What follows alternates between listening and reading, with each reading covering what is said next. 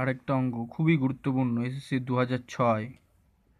A train passes two persons walking in the same direction in which the train is going.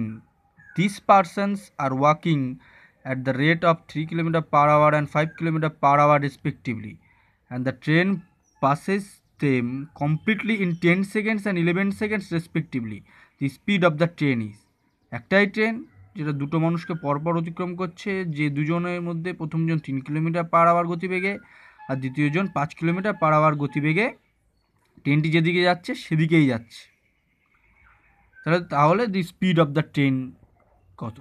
Train তাহলে আমার প্রথমে ধরে নিই যে ট্রেনটির গতিবেগ x কিলোমিটার পার আওয়ার।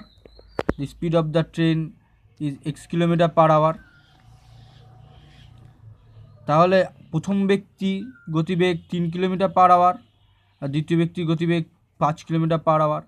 ট্রেনটা প্রথম ব্যক্তিকে 10 সেকেন্ডে ক্রস করে, দ্বিতীয় ব্যক্তিকে 11 সেকেন্ডে ক্রস করে। তাহলে প্রথম ব্যক্তির ক্ষেত্রে তার রিলেটিভ স্পিড হবে, যেহেতু দুটো একই দিকে যাচ্ছে, তাহলে x-3 কিলোমিটার পার আওয়ার। তাহলে x-3 × 5/18 মিটার পার সেকেন্ড। তাহলে 1 সেকেন্ডে যায় কত? 5-এর 18 গুণ x-3 মিটার। তাহলে 1 সেকেন্ডে যায় x-3 × 5/18 মিটার। তাহলে 10 সেকেন্ডে ক্রস করেছে ওই লোকটাকে। তাহলে 10 সেকেন্ডে সে কতখানি যায় বের করলাম। একইভাবে দ্বিতীয় ব্যক্তিকে ক্রস করার ক্ষেত্রে তার relative speed x-5 kilometre per hour. x-5 × 5 × 18 metre per second. তেমন 1 সেকেন্ডে যায় x-5 × 5/18 মিটার। আর এইখানে পেয়েছি x-3 × 5/18 × 10 কাটাকুটি করে x-3 × 5 × 5/9 মিটার। এই দুটো কী জিনিস? এবার একটা প্রশ্ন এখানে হচ্ছে যে কোনো ব্যক্তিকে ক্রস করা, কোনো লাঠি পোলকে ক্রস করা মানেই হচ্ছে ট্রেনটি নিজের দৈর্ঘ্য অতিক্রম করা। আগেই বলেছি। এইখানে তার মানে 10 সেকেন্ডে যে দূরত্বটা যাচ্ছে সেটাই তার ট্রেনটার দৈর্ঘ্য।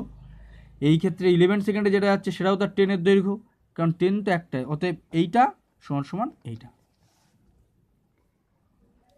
তাই করেছি। অতএব এটা সমান এইটা।